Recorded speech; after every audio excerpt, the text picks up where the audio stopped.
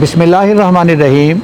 میرے پیارے ناظرین اور سامعین، میں ہوں آپ کا بھائی حافظ وسیع محمد خان، اور یہ ہے آپ کا یوٹیوب چینل حافظ وسیع ٹی وی۔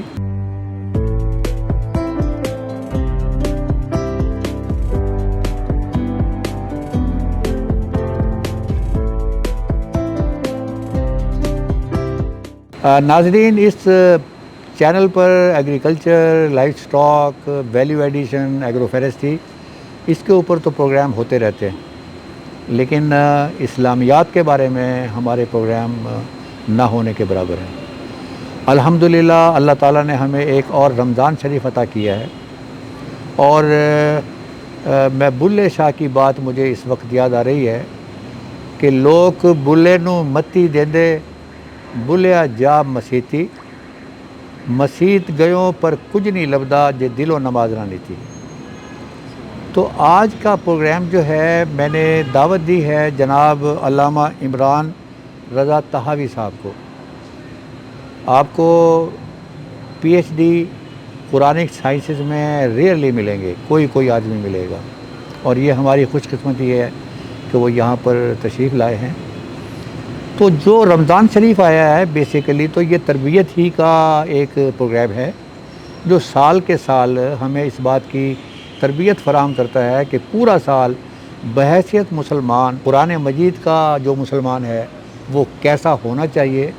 آج کی بات ہم علامہ صاحب سے اسی کے بارے میں جاننا چاہیں گے کہ ہمارے پاس مختلف ماڈلز ہیں۔ علامہ صاحب کی مجھے ایک بات بہت زیادہ پسند ہے کہ علامہ صاحب فرقہ پرستی سے بہت دور ہے، اور یہ آج کل ایجوکیشن ریفارمز موومنٹ پر ریسرچ کر رہے ہیں۔ ایز ریسرچ آفیسر اس پہ مقالے لکھے جاتے ہیں، اور دیکھتے ہیں کہ ہمارے معاشرے کے اندر کہاں کہاں پرابلمز ہیں اور ان کو کیسے ریکٹیفائی کیا جا سکتا ہے۔ ہمارے نزدیک بے شمار ماڈلز ہمارے سامنے رکھے جاتے ہیں، اور ہم ان ماڈلز پر مرنے مارنے کے لیے تیار ہوتے ہیں، لیکن ایک ماڈل ہے جو ان سب کی اصل بنیاد ہے، اور وہ ہے رسول پاک صلی اللہ علیہ وسلم، فداء امی و ابی، ان کی ذات مبارکہ۔ تو آج میں علامہ صاحب سے یہ ریکویسٹ کروں گا، رسول پاک صلی اللہ علیہ وسلم رمضان شریف میں کن کن چیزوں کا خیال رکھتے تھے، اور ان کے معاملات کیسے ہوتے تھے، وہ کن چیزوں کی اجازت دیتے تھے، کن چیزوں کی اجازت نہیں دیتے تھے، اور تاکہ جب عید الفطر کی نماز پڑھی جائے تو اس وقت ہم یہ کہہ سکیں کہ یا اللہ تعالیٰ تو نے یہ رمضان شریف ہمیں دیا، اور ہم نے اس سے رسول پاک صلی اللہ علیہ وسلم کی شخصیت کے مطابق ہم نے اس سے فائدہ اٹھانے کی کوشش کی۔ تو ویلکم جناب علامہ صاحب، اللہ تعالیٰ آپ کو خوش رکھے۔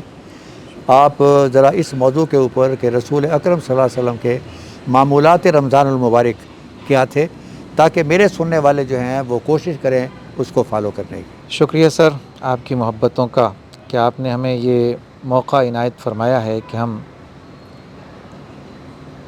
امت کی تربیت میں کچھ اپنا کردار ادا کر سکیں۔ یوں تو دیکھا جائے زندگی، آپ کا زندگی کا ایک ایک گوشہ تربیت کے بغیر خالی رہے تو کسی کام کی زندگی نہیں رہتی۔ تربیت کا تقاضا آپ کو زندگی کے ہر لمحے پہ ہوتا ہے۔ آپ صلی اللہ علیہ وسلم نے جو تربیت دی، وہ تربیت اس کمال کی تھی کہ اللہ پاک نے فرمایا لقد کان لکم فی رسول اللہ اسوۃ حسنہ لمن کان یرجو اللہ والیوم الآخر۔ فرمایا جو بھی اللہ کو سے ملاقات کرنا چاہتا ہے نا، اس کے لیے رسول اللہ صلی اللہ علیہ وسلم کی زندگی سے بہتر نمونہ کوئی نہیں ہے۔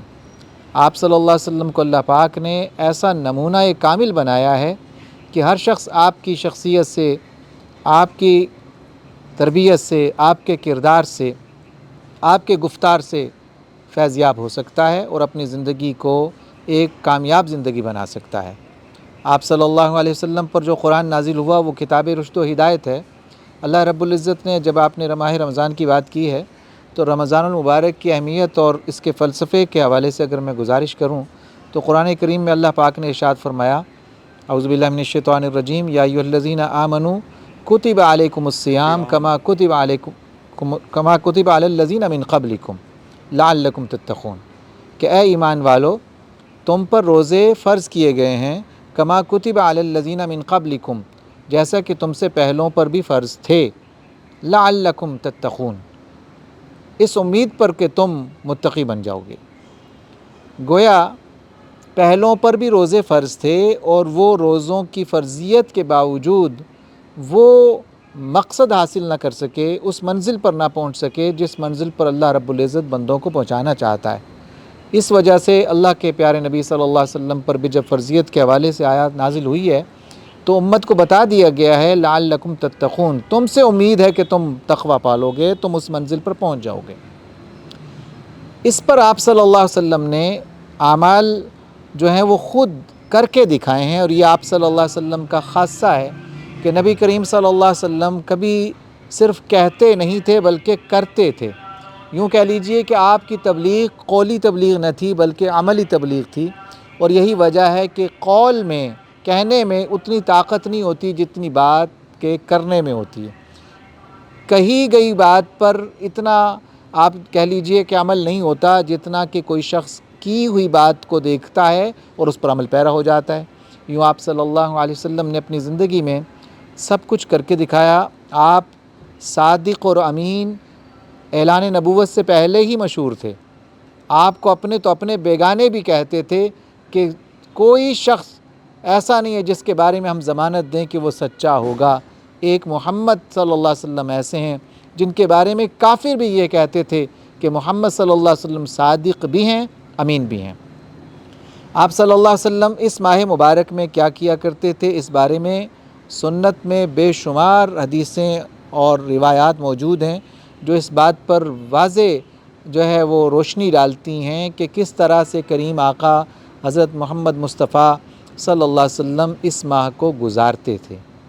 آپ صلی اللہ علیہ وسلم اس ماہ کے آنے سے پہلے، اس سے پہلے ماہ میں شعبان میں ہی روزوں کی کثرت فرما لیتے تھے۔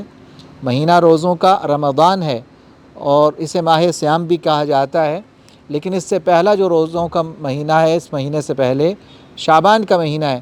حضرت سیدہ ام المومنین عائشہ صدیقہ رضی اللہ تعالیٰ عنہ کہتی ہیں کہ رسول اللہ صلی اللہ علیہ وسلم ماہ رمضان کے علاوہ سب سے زیادہ جس مہینے میں روزے رکھتے تھے وہ شعبان کا مہینہ ہے۔ یہ اس طرف اشارہ ہے کہ آپ اگر کسی بھی معاملے میں مکمل کامیاب ہونا چاہتے ہیں اور مکمل نتائج حاصل کرنا چاہتے ہیں تو اس کی پیش بندی کرتے ہیں، اس کی پیشگی تیاری کرتے ہیں۔ اگر آپ ٹھیک اسی سے آغاز کریں گے تو شاید وہ اہداف اور مقاصد حاصل نہ ہو سکیں جو کہ اہداف آپ کو پہلے تیاری کرنے کی نتیجے پر ملتے ہیں۔ تو آپ صلی اللہ علیہ وسلم نے امت کو بتایا کہ اگر تم روزوں سے مکمل فیض یاب ہونا چاہتے ہو تو ماہ شعبان میں روزے رکھ کر ماہ رمضان کے لیے اپنے جسموں کو تیار کرو۔ گویا ایک رمضان کی تیاری ہے اور ایک رمضان کے لیے تیاری ہے، یہ دونوں آپ صلی اللہ علیہ وسلم کے معمولات کا حصہ رہیں۔ یہ ایسے ہی ہے کہ کبھی آپ غور کیجئے کہ کوئی بھی شخص 11 مہینے جو حرکتیں کرتا رہتا ہے نا، تو وہ 12ویں مہینے میں چند دن ان سے بعض آ کر یکسر بدل نہیں جاتا، تو ضروری ہے کہ وہ کچھ دیر پہلے اس کی تیاری کرے۔ مثال کے طور پر اگر آپ پنکھے کو ہی لے لیں کہ پنکھا چل رہا ہوتا ہے نا، تو اگر آپ یہ چاہیں کہ وہ ایک خاص منٹ پہ بند ہو جائے، کہ اگر اس منٹ پہ آپ بند کرنا چاہتے ہیں تو آپ سمجھیں کہ اس کو بٹن دباتے ہی بند نہیں ہو جائے گا، وہ کچھ دیر اس پوٹینشل انرجی کی وجہ سے جو اس میں موجود تھی کچھ دیر وہ گھومے گا، چاہے اس کو کرنٹ ملنا بند بھی ہو جائے۔ اسی طرح جو لوگ 11 مہینے اپنے معمولات گزارتے رہے، دنیا میں مگن رہے، تو وہ ایک دم سے دیندار نہیں ہوتے۔ یہی وجہ ہے کہ بہت سارے لوگ روزہ رکھ کر بھی روزے کے فوائد اور ثمرات سے فیضیاب نہیں ہوتے، اور وہ کہتے ہیں ہمارا تو روزے سے کوئی ہماری زندگی میں کوئی چینج نہیں آیا۔ تو نہ آنے کا معاملہ صرف یہ ہے، ایک تو وہ روزے کے حقوق پورے نہیں کرتے، اور دوسرا اس کے لیے پہلے تیاری نہیں کرتے۔ وہ تیاری آپ صلی اللہ علیہ وسلم نے کر کے دکھائی ہے۔ آپ ایک اور چیز دیکھیے گا کہ پہلی بات جو قرآن میں کہی گئی ہے وہ یہ ہے کہ لعلکم تتقون، مقصود اور مقصد اللہ پاک نے بتا دیا کہ اس ماہ کا مقصد یہی ہے کہ تم متقی بن جاؤ، یعنی مقصود وہ بندہ بنانا ہے جو اللہ کی بارگاہ میں سرخ روح ہو جائے، وہ بندہ بنانا ہے جو خاک میں رہ کر بھی جذب خاک سے آزاد ہو، وہ بندہ بنانا ہے کہ جسے اللہ رب العزت نے ایسی خوبیاں بخشی ہوں کہ وہ بندوں میں رہتے ہوئے بھی خدا کی صفات سے متصف ہو۔ یہی حضور صلی اللہ علیہ وسلم نے ایک جگہ فرمایا تخلقوا باخلاق اللہ تعالی۔ تو روزوں میں ہوتا کیا ہے؟ بظاہر تو روزہ کھانے سے باز آنے کا نام ہے، پینے سے باز آنے کا نام ہے، اور جماع سے یعنی اپنی جنسی خواہشات سے باز آنے کا نام ہے ایک خاص وقت میں۔ لیکن دیکھا جائے تو اس کے پیچھے پوری تربیت ہے کہ خاص وقت تک آپ کو کہا جاتا ہے کھا لو، اور اس کے بعد سے لے کر ثم اتموا الصیام الی اللیل، رات تک اس کو یعنی غروب آفتاب ہوتا ہے تو رات شروع ہو جاتی ہے، تو اس تک جو ہے آپ کو روزے کو مکمل کرنا ہے۔ اب اس دوران آپ کو بھوک لگے بھی تو آپ نہیں کھائیں گے، پیاس لگے بھی تو آپ نہیں پئیں گے، جنسی خواہش کا دل بھی کرے تو آپ نہیں کریں گے۔ کیوں؟ کیونکہ اللہ نے روک دیا ہے۔ یہ ایک تربیت ہے، آپ کو ایک نظم کا پابند کرنا، ایک خاص وقت کا پابند کرنا، ایک خاص پروٹوکول کا پابند کرنا، ایک خاص جو پابندی ہے اس کے درمیان رکھ کر آپ کی تربیت کو، آپ کی شخصیت کو نکھارنا ہے۔ تو اگر میں یہ کہوں کہ ماہ رمضان تربیت کا مہینہ ہے جو آپ کو کی جسمانی تربیت بھی کرتا ہے، آپ کی نفسانی تربیت بھی کرتا ہے، آپ کی روحانی تربیت بھی کرتا ہے، اور آپ کو خاک سے آزاد کر کے نوری صفات فرشتوں کے قریب کر دیتا ہے، عالم ناسوت سے عالم ملکوت تک لے جاتا ہے۔ تو یہ ہوتا کب ہے؟ جب حقیقی معنوں میں آپ صلی اللہ علیہ وسلم کے معمولات کو اختیار کر لیا جائے۔ جیسے آپ صلی اللہ علیہ وسلم نے جب یہ ماہ مبارک شروع نہیں ہوا تو حضرت سلمان فارسی کہتے ہیں کہ شعبان کے آخری دن رسول اللہ صلی اللہ علیہ وسلم نے خطبہ دیا سب کو اکٹھا کر کے کہ یا ایھا الناس، اے انسانوں، قد اظلکم شہر عظیم، کہ بے شک اب تم پر ایک عظیم مہینہ سایہ فگن ہے، یعنی ایک عظمتوں والے مہینے کی آمد ہے۔ اگلا تعارف کیا تھا؟ شہر مبارک، کہ وہ جو مہینہ ہے وہ برکتوں والا ہے، وہ شہر صبر ہے، وہ شہر مواسات ہے، صبر کا مہینہ ہے، غمخواری کا مہینہ ہے۔ آپ دنیا میں رہتے ہیں نا، تو بھوکا کس تکلیف سے گزرتا ہے؟ جب تک آپ بھوک کی تکلیف برداشت نہیں کریں گے تب تک آپ کو بھوکے کی تکلیف کا اندازہ نہیں ہو سکتا۔ پیاس بھی ایک ایسی چیز ہے جو آپ کی زندگی میں بہت طرح کے زیر و بم لاتی ہے، لیکن جب تک آپ ایک خاص لمحے تک پیاسے نہ رہیں اور پیاس شدت تک نہ پہنچ جائے، آپ کو پیاسے کی تکلیف کا علم نہیں ہو سکتا۔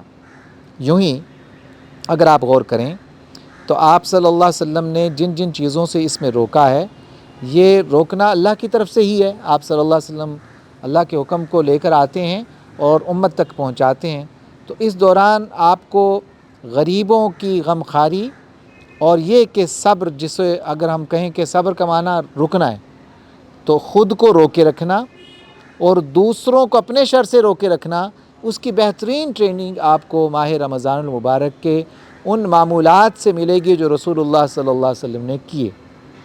ام المومنین کہتی ہیں رضی اللہ تعالی عنہا کہ رسول اللہ صلی اللہ علیہ وسلم جب یہ مہینہ آتا تو اپنی کمر کس لیتے، آپ صلی اللہ علیہ وسلم راتوں کو طویل قیام کرتے، دن کو روزہ رکھتے، اور آپ کی سخاوت اور بڑھ جاتی، آپ کے ہاتھ میں جو آتا وہ تقسیم کر دیتے تھے۔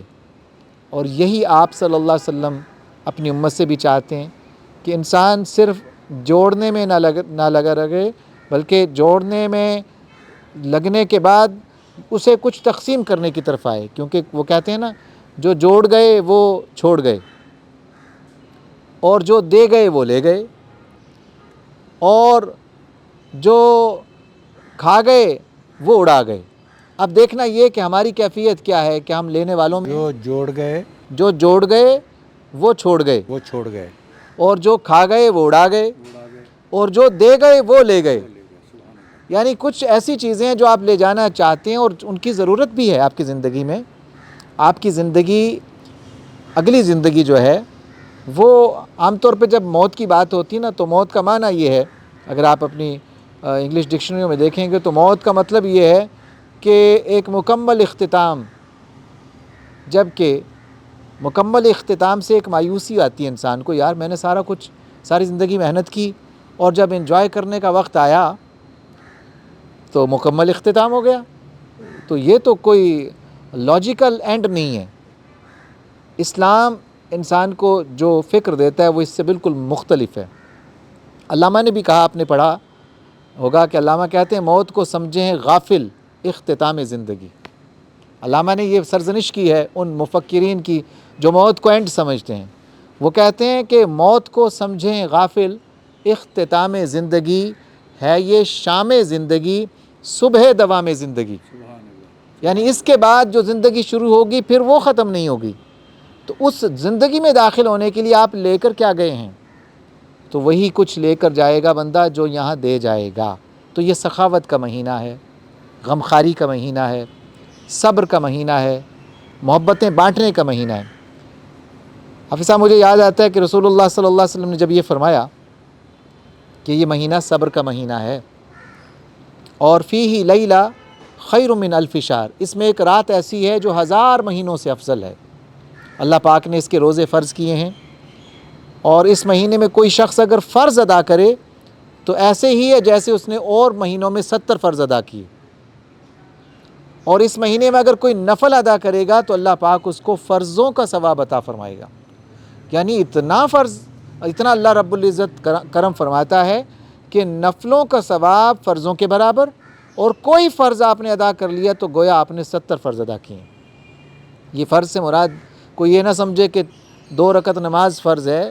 فرض سے مراد ڈیوٹیز ہیں، فرض سے مراد وہ جو آپ پر ڈیو ہیں، جو آپ کو کرنے ہیں، حقوق جو حقوق ہیں. اگر آپ نے وہ حقوق ادا کیے، مثال کے طور پر کوئی شخص بھوکا تھا اور آپ نے اس کو کھانا کھلایا، تو اللہ تعالیٰ اس ایک بندے کو کھانا کھلانے کا ثواب نہیں عطا فرمائے گا، 70 بندوں کو کھانا کھلانے کا ثواب عطا فرمائے گا. اگر آپ نے کسی بے لباس کو لباس بخشا کہ اس کو ضرورت تھی، تو اللہ تعالیٰ ایسے 70 لباس عطا کرنے کا ثواب عطا فرمائے گا. یوں ہی ہر وہ فرض جو آپ پر ڈیو ہے اور آپ پر تقاضا بن گیا ہے کسی بھی لمحے، چاہے وہ ایک پیاسا کتا ہی کیوں نہ ہو، کیا جس کو پانی کی یا دودھ کی ضرورت ہے، اور آپ اس کے جو ہے حلق میں دودھ یا پانی ڈال دیتے ہیں تو آپ کی بخشش کا سامان ہو جاتا ہے. سیدنا رسول کریم صلی اللہ علیہ وسلم جب معراج سے تشریف لائے نا، تو آپ نے فرمایا کسی چھوٹی سی نیکی کو بھی چھوٹا نہ سمجھنا، کہ میں نے ایک چھوٹی سی نیکی، جو چھوٹی ہی تم سمجھو گے، اس کی وجہ سے ایک خاتون کو جنت میں دیکھا.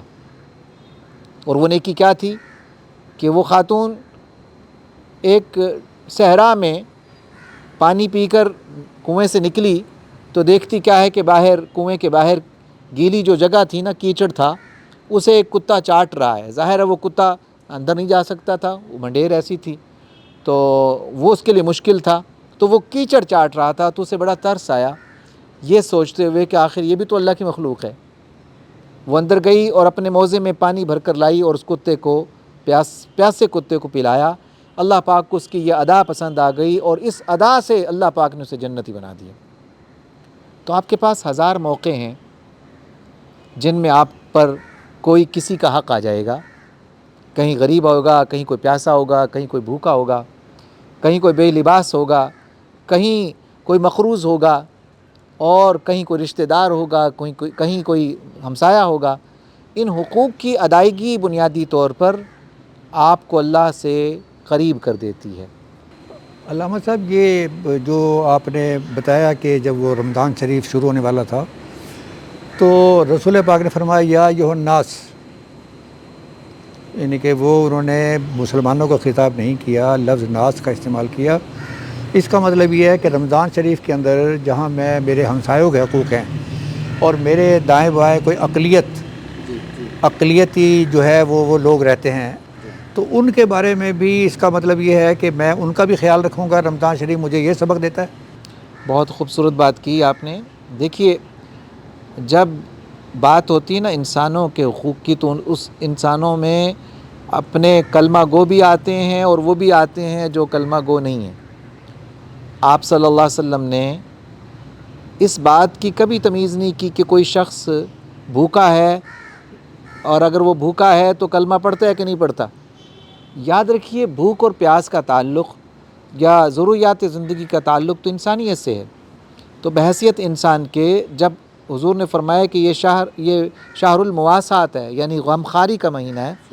تو غم خواری میں تو وہ بھی بھائی شامل ہو جائیں گے جنہوں نے کلمہ نہیں پڑھا۔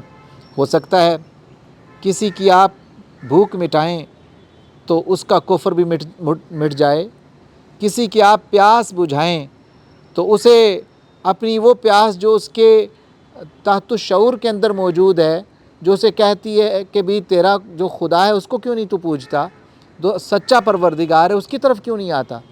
تو یہ بہت سارے معاملات ایسے ہیں جس میں آپ کو لا الہ الا اللہ کی تبلیغ کرنی نہیں پڑتی، آپ کو اپنے عمل سے انہیں دین کی طرف لانا پڑتا ہے۔ آپ کو یاد ہوگا کہ انڈونیشیا، ملائیشیا، یہاں پر کبھی تبلیغی وفود نہیں گئے، یہاں مسلمان تاجر ہی گئے ہیں، اور ان تاجروں نے تجارت کے دوران اپنے اعمال سے، اپنے کردار سے، وہاں کے رہن سہن میں رہتے ہوئے، اپنی اسلامی اقدار کے ذریعے سے صرف رہتے ہوئے انہیں مجبور کر دیا کہ انہوں نے کہا جی آپ کا کون سا مذہب ہے؟ تو یہ بولے کہ ہم لا الہ الا اللہ محمد الرسول اللہ پڑھتے ہیں۔ تو انہوں نے کہا جی ہمیں بھی پڑھائیے، اور آپ دیکھیے کہ اب وہ جو انڈونیشیا ہے وہ مسلمان ممالک میں بہت بڑا ملک ہے۔ تو یہ سارا ہماری اس قولی تبلیغ کا کرشمہ نہ تھا، بلکہ عملی، جس میں آپ نے یہ جانے بغیر کہ یہ کلمہ ہمارا پڑھتے ہیں کہ نہیں پڑھتے، نیکی کی۔ اور وہ کہتے ہیں یہ کلمہ فصل لالہ و گل کا نہیں پابند، بہار ہو کے خزاں لا الہ الا اللہ۔ تو یہ جو لا الہ الا اللہ، یہ تو آپ کو یہی سمجھاتا ہے۔ تو اب اس میں اگر آپ مزید غور کریں تو آپ صلی اللہ علیہ وسلم کی نہ مکی زندگی میں اور نہ مدنی زندگی میں یہ امتیاز تھا ہی نہیں۔ یہ ہم پیدا کر لیتے ہیں، ہم تو اپنے بھائیوں میں بھی دیواریں کر دیتے ہیں جناب۔ چھوٹی سی ناراضگی ہو جائے تو بھائی سے کہتا ہے کہ میں اب تمہارا منہ نہیں دیکھوں گا۔ تو یہ جو کہہ لیجئے کہ ہماری کم ظرفی ہے، اس کا تعلق، کم ظرفی کا کوئی تعلق دین سے نہیں ہے۔ اس کا مطلب یہ ہوا کہ رمضان شریف اور رمضان مبارک ہمیں کئی چیزیں بتاتا ہے۔ ایک چیز بتاتا ہے کہ یہ آپ کی تربیت کا مہینہ ہے، ایک یہ ہے کہ رحمتوں کا مہینہ ہے، ایک یہ سخاوت کا مہینہ ہے، ایک یہ ہے کہ معاف کرنے کا معاملہ ہے، دوسرا یہ ہے کہ انسانی حقوق کا خیال رکھنا جو ہے وہ مجھے یہ چیزیں سکھاتا ہے۔ کوئی شک نہیں، آپ نے ساری باتوں کو سمیٹا اس میں۔ اور پھر ایک اور جو چیز ہے وہ انسان کی نجی زندگی ہے نا، اور کہہ لیجیے معاشرتی زندگی ہے۔ اس معاشرتی زندگی میں انسان کا پالا ہر مذہب کے بندے سے پڑتا ہے اور ہر کردار کے بندے سے پڑتا ہے۔ کردار بھی مختلف ہوتے ہیں نا، وہ مسلم تو ہو مگر وہ جھوٹا ہو، مسلم تو ہو مگر وہ جو ہے بدخواہ ہو، مسلم بھی ہو لیکن ساتھ میں خائن بھی ہو۔ تو یہ ساری باتیں ہوتی ہیں، تو آپ اپنے کردار سے اسے ایسا کر دیں کہ وہ خود آپ کو دیکھ کر مسلمان ہو جائے، تو یہ کردار سے تبلیغ ہوگی۔ آپ نے یہ جو بات کہی نا کہ ہمارے اس ماہ رمضان کا جو بہت بڑا مقصد ہے وہ تربیت ہے۔ ظاہر ہے اگر میری تربیت صرف کھانے پینے کی ہو رہی ہے تو میری تربیت نہیں ہو رہی، تربیت آپ کے پورے اعمال کو محیط ہے، پوری زندگی پر محیط ہے۔ آپ دیکھیں پہلی چیز جو ہے نا وہ باقاعدگی ہے، پنکچویلٹی ہے۔ آپ کو رمضان پنکچویلٹی سکھاتا ہے۔ آپ ایسا نہیں کر سکتے کہ جب دل چاہے روزہ رکھ لیں۔